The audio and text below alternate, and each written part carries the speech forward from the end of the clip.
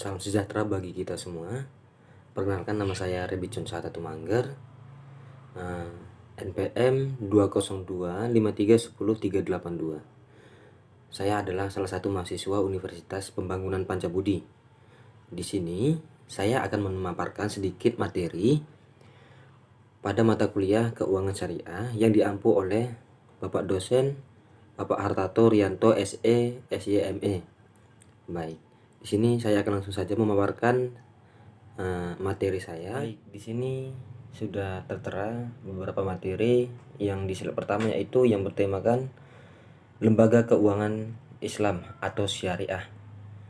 Di dalam keuangan syariah atau di bank syariah ini, lembaga keuangan syariah adalah sebuah lembaga keuangan yang prinsip-prinsipnya, operasinya berdasarkan pada prinsip-prinsip syariah ilmiah. Prinsip dan konsep lembaga keuangan syariah. Adapun beberapa, yang pertama adalah keadilan, kemitraan, transparansi, universal. Baik, di sini keadilan ini diartikan bisa seperti sebuah keseimbangan yang berarti antara nasabah dengan pihak bank syariah itu tidak ada yang namanya saling mencurigakan, tidak ada membeda-bedakan. Yang kedua, kemitraan. Kemitraan dalam arti di sini sebuah kerjasama yang berbaurkan dan mengikuti syariah Islam, yang dimana sesuai dengan kaidah-kaidah yang sudah diterapkan dalam hukum keuangan syariah atau bank syariah. Yang selanjutnya, transparansi. Transparansi di sini di mana sebuah bank syariah itu memberikan atau menerangkan secara langsung bagaimana saja sistem keuangan tanpa ada simpang menyimpang merugikan salah satu pihak atau pihak yang lain. Universal. Universal di sini di mana semuanya itu setara begitu. Baik, langsung slide selanjutnya. Ini tujuan utama mendirikan lembaga keuangan Islam. Di sini ada beberapa tujuan. Yang pertama itu menuaikan perintah Allah dalam bidang ekonomi dan muamalah. Yang kedua, membebaskan masyarakat Islam dari kegiatan-kegiatan yang dilarang oleh agama Islam. Nah, di sini sudah kita lihat di poin nomor 2, membebaskan masyarakat Islam dari kegiatan-kegiatan yang dilarang oleh agama Islam, yang dimana diterapkan di dalam agama Islam yang namanya perbuatan curang, perbuatan jahat, baik di dalam ekonomi, itu sangat dilarang, itu sangat tidak dimasukkan atau tidak dianggap dalam mendirikan lembaga keuangan Islam. Baik, slide selanjutnya, lembaga keuangan pada masa Rasulullah SAW. Baik, di sini ada 2. Yang pertama itu Baitul Mal, lembaga penyimpanan penerimaan pendapatan atau revenue collection dan pembelanjaan atau expenditure yang transparan. Yang kedua itu Wilayatul Hisbah, sistem pengawasan atau kontrol oleh negara yang pada zaman Rasulullah SAW dipegang sendiri oleh beliau. Lembaga keuangan bank syariah. Menurut Undang-Undang Nomor 10 Tahun 1998, bank syariah adalah bank yang melaksanakan kegiatan usahanya berdasarkan prinsip syariah, yang di dalam kegiatannya memberikan jasa dalam lalu lintas pembayaran. Prinsip syariah menurut pasal 1 ayat 13 Undang-Undang Nomor 10 Tahun 1998 tentang perbankan adalah aturan perjanjian berdasarkan hukum Islam antara bank dengan pihak lain untuk penyimpanan dana atau pembiayaan kegiatan usaha atau kegiatan lainnya yang dinyatakan sesuai dengan syariah. Di antaranya ada 5 faktor. Yang pertama itu pembiayaan berdasarkan prinsip bagi hasil atau mudharabah. Yang kedua, pembiayaan berdasarkan prinsip penyertaan modal atau musyarakah.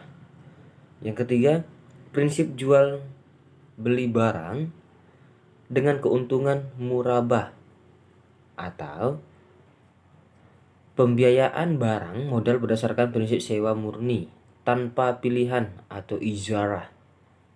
Atau dengan yang terakhir ini, adanya pilihan pemindahan kepemilikan atas barang yang disewa dari pihak bank oleh pihak ke lainnya, atau disebut juga dengan ijarah wa iktina. Prinsip bank syariah. Di sini ada beberapa prinsip bank syariah. Itu yang pertama sidik, yang kedua tabi, yang ketiga amanah, dan yang keempat fathana. Tujuan dari bank syariah. Di sini tujuan dari bank-bank yang lain, baik itu bank konvensional, baik itu bank syariah, itu tidak beda jauh dengan bank syariah. Hanya saja kalau di bank syariah adalah bank yang aktivitasnya meninggalkan masalah riba. Dengan demikian, penghindaran bunga yang dianggap riba merupakan salah satu tantangan yang dihadapi dunia Islam dewasa ini atau saat ini.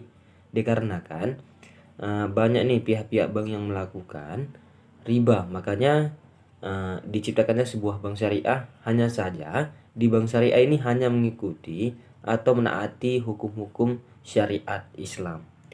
Tujuan perbankan syariah didirikan dikarenakan pengambilan riba dalam transaksi keuangan maupun non keuangan, yang dimana dituliskan di QS Al-Baqarah nomor 2 ayat 275. Dalam sistem bunga, bank tidak ada tertarik dalam kemitraan usaha kecuali bila ada jaminan kepastian pengembalian modal dan pendapatan bunga. Lembaga keuangan bukan bank. Semua lembaga atau badan yang melakukan kegiatan dalam hal keuangan, baik secara langsung maupun tidak secara langsung, menghimpun dana dari masyarakat dengan mengeluarkan surat-surat berharga, selanjutnya menyalurkannya untuk pembiayaan investasi perusahaan-perusahaan. Nah, di sini ada beberapa jual beli dalam Islam. Pengendalian jual beli atau perdagangan dalam istilah fikih disebut al-bal, yang menurut etimologi berarti menjual atau mengganti. Secara terminologi dapat diartikan beberapa pendapat para ulama. Yang pertama, ulama Syahid Sabia. Jual beli ialah penukaran harta dengan harta atas dasar saling merelakan atau memindahkan milik dengan ganti yang dapat dibenarkan.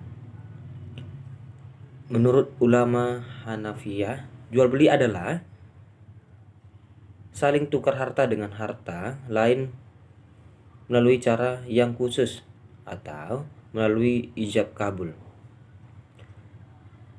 Jual beli ialah suatu perjanjian tukar menukar benda atau barang yang mempunyai nilai secara rida di antara kedua belah pihak. Yang satu menerima benda-benda dan pihak lain menerima sesuai dengan perjanjian atau ketentuan yang telah diberikan secara dan disepakati. Hukum jual beli. Di sini hukum jual beli dapat kita lihat dari kandungan ayat-ayat Al-Quran dan sabda-sabda Rasul di atas. Para ulama fikih mengatakan bahwa hukum asal ada jual beli yaitu mubah atau boleh. Rukun dan syarat jual beli. Di sini dalam syariat Islam, rukun jual beli itu ada 4. Yang pertama, ada yang berakad, ada sikat, ada barang yang dibeli, dan ada nilai tukar pengganti barang.